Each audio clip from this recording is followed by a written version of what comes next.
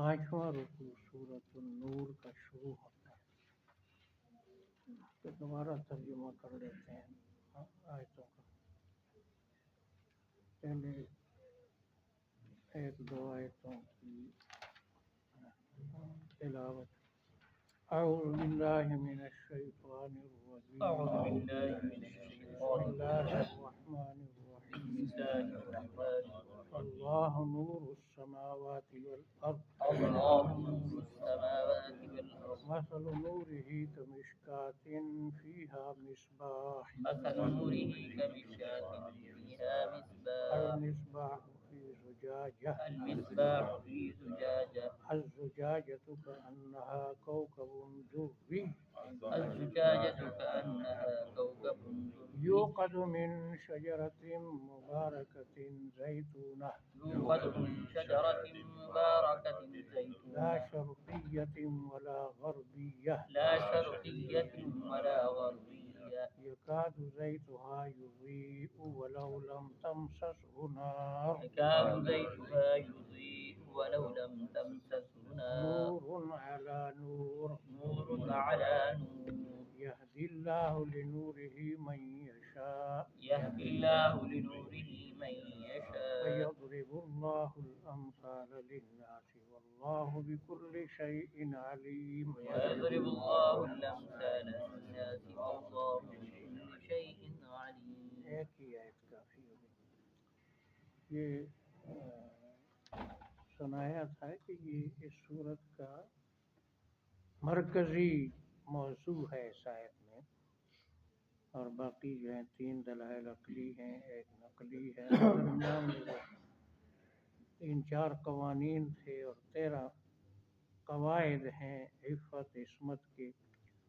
منافقین مخلصین کے حالات کا مقابلہ ہے، آداب رسول ہے اس صورت میں۔ تو اللہ نور السماوات والارض، اللہ نور ہے آسمانوں اور زمین کا۔ اللہ نور ہے آسمانوں اور زمین۔ مثل نورہ کمشکات، مثل نورہ اس کمشکات، کے نور کی مثال تاکچے کی طرح ہے۔ اس کے نور کی مثال فیہا مصباح، فیہا مصباح، جس میں چراغ ہے۔ جس میں چراغ ہے۔ المصباح فی زجاجہ، المصباح فی زجاجہ، چراغ فانوس میں ہے۔ چراغ فانوس میں ہے۔ الزجاجۃ کأنہا کوکب دری، الزجاجۃ کأنہا، فانوس ایسا ہے جیسے کہ خوب چمکنے والا ستارہ۔ فانوس ایسا ہے جیسے کہ خوب یوقد چمکنے من والا شجرۃ مبارکۃ زیتونہ، یوقد من شجرۃ مبارکۃ، جس کو روشن کیا جاتا ہے برکت والے درخت زیتون سے۔ جس کو روشن کیا جاتا ہے لا شرقیۃ ولا غربیہ، لا شرقیۃ ولا جو غربیہ، باغ کے مشرق میں بھی نہیں مغرب میں بھی نہیں۔ جو باغ کے مشرق میں بھی نہیں اور مغرب میں بھی نہیں۔ یکاد زیتھا یضیء ولو لم تمسسہ نار، یکاد زیتھا یضیء ولو لم اس تمسسہ کا تیل چمکنے کے قریب ہے چاہے اس کو آگ نہ بھی چھوئے۔ اس کا تیل چمکنے کے قریب ہے چاہے تو آگ نہ بھی چھوئے۔ نور علی نور، نور علی نور، نور در نور ہے۔ نور در نور ہے۔ یہ نور پر نور ہے کی بات۔ یہدی اللہ لنورہ من یشاء، یہدی اللہ لنورہ، رہنمائی کرتا ہے اللہ تعالیٰ اپنی نور توحید کی طرف جس کو چاہے۔ رہنمائی کرتا ہے اللہ تعالیٰ وَيَضْرِبُ اللَّهُ الْأَمْثَالَ لِلنَّاسِ، وَيَضْرِبُ اللَّهُ الْأَمْثَالَ، اور بیان کرتا ہے اللہ تعالیٰ مثالیں لوگوں کے لیے۔ اور بیان کرتا ہے اللہ تعالیٰ واللہ مثالیں لوگوں بكل کے لیے۔ شيء عليم، اللہ اللہ تعالیٰ ہر چیز کو خوب جانے ہیں۔ اللہ تعالیٰ ہر چیز کو فی بیوت اذن اللہ، فی بیوت اذن اللہ، ان گھروں میں کہ اللہ نے حکم دیا۔ ان گھروں میں جن اللہ نے ان ترفع ویذکر فیہا اسمہ، ان ترفع ویذکر کہ ان کی عزت کی جائے اور اس کا نام ان میں ذکر یاد کیا جائے۔ ان کی عزت کی جائے اور ان کا نام اس میں یاد کیا یسبح لہ فیہا، جائے۔ یسبح لہ، تسبیح پڑھتے ہیں اللہ کی ان گھروں میں۔ تسبیح پڑھتے ہیں اللہ کی ان گھروں میں، بالغدو والآصال، بالغدو والآصال، صبح و شام۔ صبح و شام۔ رجال، رجال، ایسے کامل مرد، ایسے کامل لا مرد، تلہیہم تجارت ولا بیع عن ذکر اللہ، لا تلہیہم تجارت ان کو ولا غافل نہیں کر سکتی تجارت اور خرید و فروخت اللہ کے ذکر سے۔ غافل نہیں کر سکتی وإقام تجارت الصلاۃ وإیتاء الزکاۃ، اقام الصلاۃ، نماز قائم کرنے اور زکوٰۃ دینے سے۔ نماز قائم یخافون کرنے، یوما، یخافون یوم، وہ ڈرتے ہیں اس دن سے۔ وہ ڈرتے ہیں اس دن سے، تتقلب فیہ القلوب والابصار، تتقلب فیہ القلوب والابصار، جس میں پلٹ جائیں جزاهم اللہ احسن ما عملوا، جزاهم اللہ ان احسن کو اللہ تعالیٰ بدلہ دے گا ان کے خوبصورت عمل کا، ان کو اللہ تعالیٰ بدلہ دے گا ویزیدہم من فضل، ویزیدہم من زیادہ دے گا اجر اپنے فضل سے، زیادہ دے گا اجر اپنے اللہ یرزق من یشاء، واللہ یرزق اللہ من تعالیٰ یشاء، رزق دیتا ہے جس کو چاہتا ہے اللہ تعالیٰ رزق دیتا ہے جس کو بغیر حساب، بغیر بے حساب، حساب۔ بے حساب۔ یہ ایک پہلو ہو گیا۔ آگے اس کے مقابلے میں دوسرا پہلو ہے شرک کا، یہ توحید والی بات تھی، تو اب اس کی ایک اس مثال، اس میں چار چیزیں ہیں، ایک یعنی اس مثال میں نور توحید کی جو ایک تو بتایا تھا آسمان زمین سے مراد پوری کائنات ہے، یہ دو چیزیں نہیں ہیں آسمان اور زمین، پوری کائنات مراد ہے۔ یہ محاورہ تھا اس زمانے میں، یعنی قرآن جب نازل ہو رہا تھا تو ان لوگوں کی سمجھ کے مطابق ان کے ساتھ خطاب کیا گیا، تو وہاں پر یہی بولا جاتا تھا آسمان زمین اوپر، آسمان نیچے زمین، تو پوری کائنات مراد ہے۔ اور یہ جو مثال ہے اس کے اندر چار چیزیں، طاقچہ، چراغ اور فانوس، اور اس کے اندر جو تیل ہے زیتون کا، چار چیزیں، ان چار چیزوں کو یہ کس کی مثال ہیں؟ اس کی کئی بہت اچھی اچھی لوگوں نے یعنی اس کی تعبیریں فرمائی ہیں۔ ایک مشہور بات یہ ہے کہ یعنی طاقچہ جو ہے یہ مثال ہے مسلمان کے سارے جسم کی، مومن کی، اور جو فانوس ہے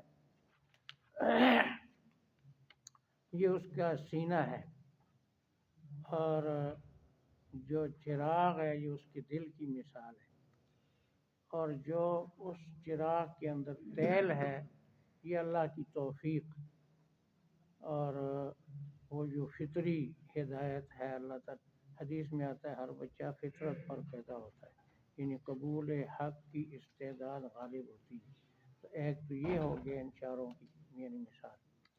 دوسری بات یہ ہے کہ یعنی طاقچہ جو ہے یہ مثال ہے،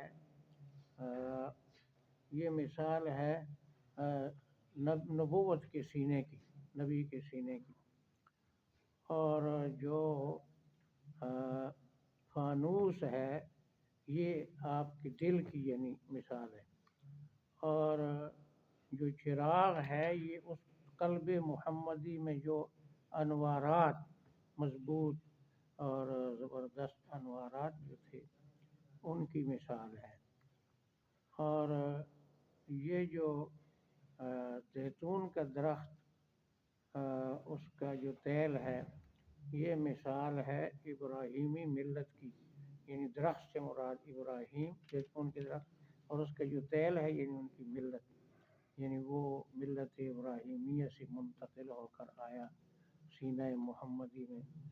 تو یہ جو لفظ ہے لا شرقی، ایک دوسری تقریر میں لا شرقیہ ولا غربیہ، اس کا معنی ہے نہ یہودیت کی ملاوٹ ہے اس میں، نہ نصرانیت کی، خالص دین، خالص ملت۔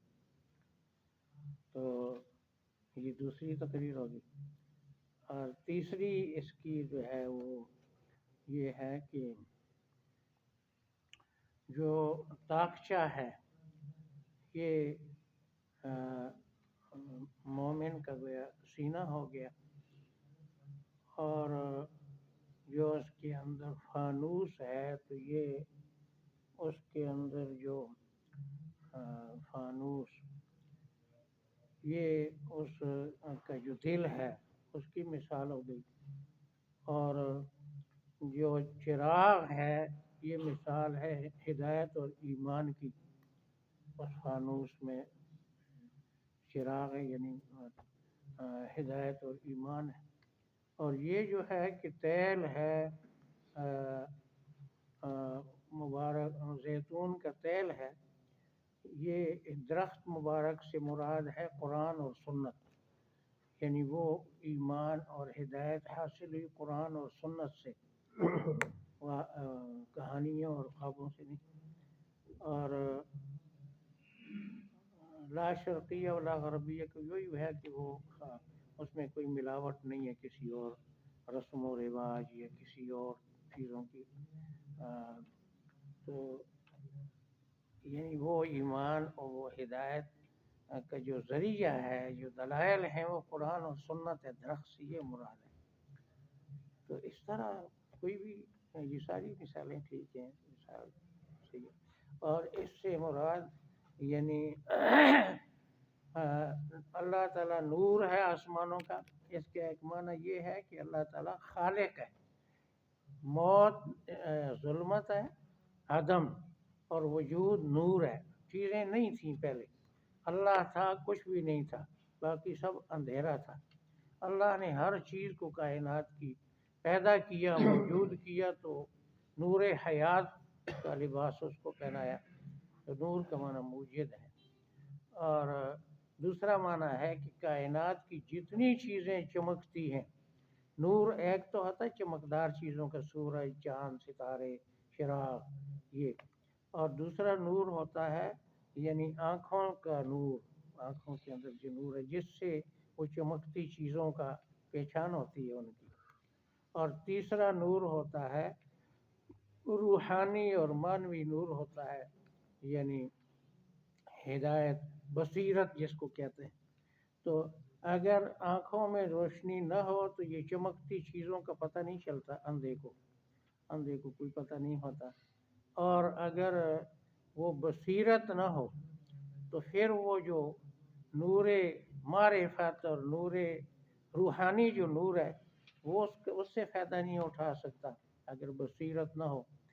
تو ابو جہل، ابو لہب میں بصیرت نہیں تھی، تو نور تو اتنا مضبوط تھا، یعنی خاتم النبیین کی جو تعلیمات تھیں، لیکن ان کو کوئی اس سے فائدہ نہ ہوا۔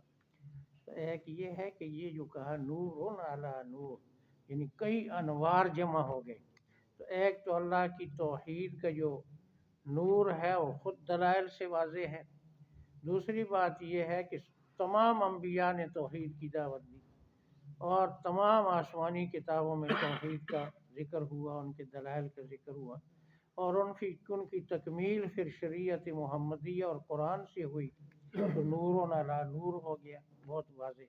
لیکن اتنی وضاحت کے باوجود پھر لوگ شرک میں کیوں پڑے ہیں؟ جیسے چمگادڑ کو سورج کی روشنی کا کوئی فائدہ نہیں ہوتا، آنکھیں بند رکھتا ہے، کہتا ہے اندھیرا ہے، چمگادڑ ہے، الو ہے جی، تو الو جو ہے آنکھیں بند رکھتا ہے، رات کو کھولتا ہے۔ تو یہ جتنے مشرک ہیں اتنے انوارات کے باوجود شرک پر ڈٹے ہوئے سب الو ہیں۔ اگر دوسرا لفظ کہیں وضاحت والا تو الو کے پٹھے ہیں، عام طور پر یہ بولا جاتا ہے الو کی جائے، جو پٹھا ہوگا الو ہی ہوگا نا، جب باپ الو ہے تو بیٹا الو۔ اچھا، تو یہ الو نہ ہو، آنکھیں کھولیں، اللہ سے توفیق مانگیں، بصیرت حاصل ہو، تو پھر توحید کوئی مخفی نہیں رہ سکتی، لیکن ایمان جو ہے توحید مخفی نہیں رہ سکتا۔ تو اللہ تعالیٰ رہنمائی کرتا ہے اس کی جو کہ طلب کرے۔ ہاں، طلب پہلی سیڑھی ہے ہدایت کی۔ یہ 4 درجے، کافی دن ہو گئے ہوں گے اس لیے میں پھر دوبارہ سناتا ہوں۔ انابت، ہدایت، استقامت، ربط القلب، یہ ہدایت کی درجات۔ سب سے پہلا جو ہے انابت، طلب۔ ابو طالب میں طلب نہیں تھی، اس لیے کفر پر مرا، اور بلال میں، حسن بصری میں، ان میں طلب تھی، کہاں سے آئے اور کتنا فائدہ اٹھایا۔ تو طلب پہلا یعنی پہلی سیڑھی ہے۔ طلب ہوتی ہے تو پھر ہدایت عطا ہوتی ہے اس کے انعام میں۔ ہدایت پر آدمی چلتا ہے تو استقامت نصیب ہوتی ہے، وہ مجاہدے اور تکلیفیں برداشت کر سکتا ہے، لیکن ہدایت کو چھوڑتا نہیں۔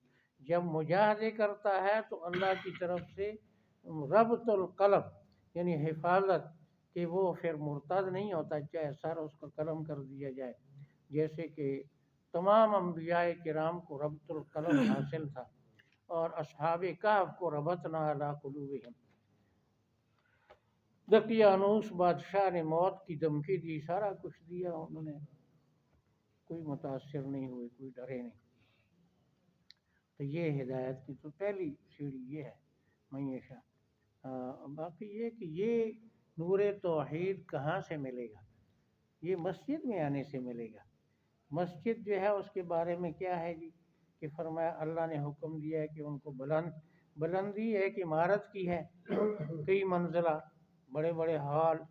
اصل عمارت تو وہ کیا ہے، یعنی اس میں عبادت، سنت کے مطابق عبادت ہوگی تو مسجد آباد ہوگی۔ حضور نے فرمایا کہ آخری دور میں کیا ہوگا، فتنے عام ہوں گے، مسجدیں آباد ہوں گی لیکن ہدایت سے خالی ہوں گی، مینار بڑے، گنبد بڑے، ہال بڑے، لیکن بدعات، شرکیات، سنت کے مطابق جب عمل نہیں ہوگا تو وہ اصل ویران ہے، چاہے صفائی کرنے والے روزانہ دھوتے ہیں، تو اس سے نہیں، اصل مسجد کی آبادی ہے عبادت کے ساتھ۔ ہاں حضرت صلی اللہ علیہ وسلم کے دور میں مسجد نبوی کے اندر کوئی دری، کوئی چٹائی، کچھ بھی نہیں تھا، ریت تھی اندر بھی باہر بھی، اوپر جو ہے وہ کھجوروں کی ٹہنیاں تھی، لیکن وہ ہدایت سے لبریز تھی، یعنی سارے اعمال کیا تھے، وحی کے مطابق تھے۔ تو یہ ہے طرفہ، ان کا وہ بلند کیا جائے، اللہ کا نام لیا جائے، ذکر سب سے بڑا ذکر جو ہے ایک ہے افضل الذکر، وہ تو لا الہ الا اللہ ہے، اور وہ بھی کیا ہے جی قرآن میں جگہ جگہ ہے لا الہ الا اللہ الہ الا ہو، تو اصل بڑا ذکر جو ہے وہ قرآن ہے، بار بار اس قرآن میں قرآن کو ذکر کہا کہ ذکر مبارک ھذا ذکر انہ لذکر لک ولقومک انا نحن نزلنا الذکر، قرآن اور صرف یہ نہیں کہ بے سمجھے پڑھنا بھی فائدہ ہے۔ امام احمد نے 77-78 سال کی عمر میں قرآن کے ادب کے لیے ماریں کھائیں اور 28 مہینے جیل اور 33 کوڑے کھائے، لیکن ڈٹے رہے، تو ان کو خواب میں اللہ تعالیٰ کی زیارت ہوئی، کہتے ہیں بار بار، تو ایک دفعہ پوچھا کہ یا اللہ تیرے راضی ہونے کا سب سے شارٹ راستہ کون سا ہے؟ تو اللہ نے فرمایا قرآن۔ تو امام احمد نے خواب میں پوچھا کہ سمجھ کر یا بغیر سمجھے؟ تو فرمایا سمجھ کر پڑھو تب بھی میں راضی ہوتا ہوں، بغیر سمجھے پڑھو تب بھی۔ یہ اور بات ہے کہ حلوے میں پہلے لوگ کہتے تھے شوگر کم ہوتی تھی، تو لوگ کہتے تھے جتنا میٹھا ڈالو اتنا حلوے کی اندر لذت کیا ہوتی ہے، بڑھتی ہے، تو ترجمہ سمجھو، تفسیر سمجھو، اس پر عمل کرو، ہیں تو اتنا وہ کیا ثواب بڑھتا جائے گا، لیکن خالی نہیں ہے کہ ویسے پڑھا جائے تو خالی، یہ کہنا بالکل غلط بات ہے کہ طوطے کی رٹ، جو سمجھ کر نہیں پڑھتا وہ طوطے کی رٹ ہے جی، اس کو کوئی فائدہ نہیں، یہ بالکل غلط بات ہے۔ حضور نے فرمایا ایک حرف پڑھنے سے 10 نیکیاں ملتی ہیں، یہ نہیں فرمایا سمجھ کر پڑھنے سے، جتنا سمجھے گا جتنا اس کے اندر غوطے لگائے گا، ہیں جی۔ اچھا، تو اس میں قرآن پڑھا جائے، قرآن کا درس ہو، قرآن کا تلاوت ہو، اور تسبیح پڑھتے ہیں صبح شام مسجدوں میں کون؟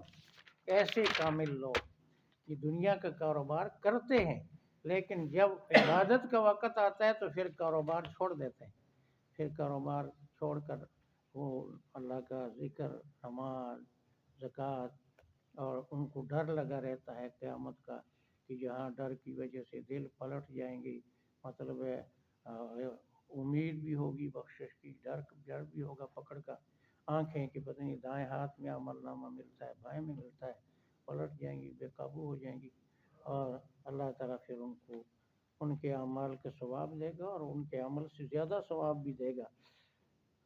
واللہ یرزق من یشاء بغیر حساب۔ یہ ایک تھوڑا سا پہلو ہو گیا، اس کے مقابلے میں اب پہلو ہے شرک کا، وہ بشرط زندگی پھر اگلی مجلس میں۔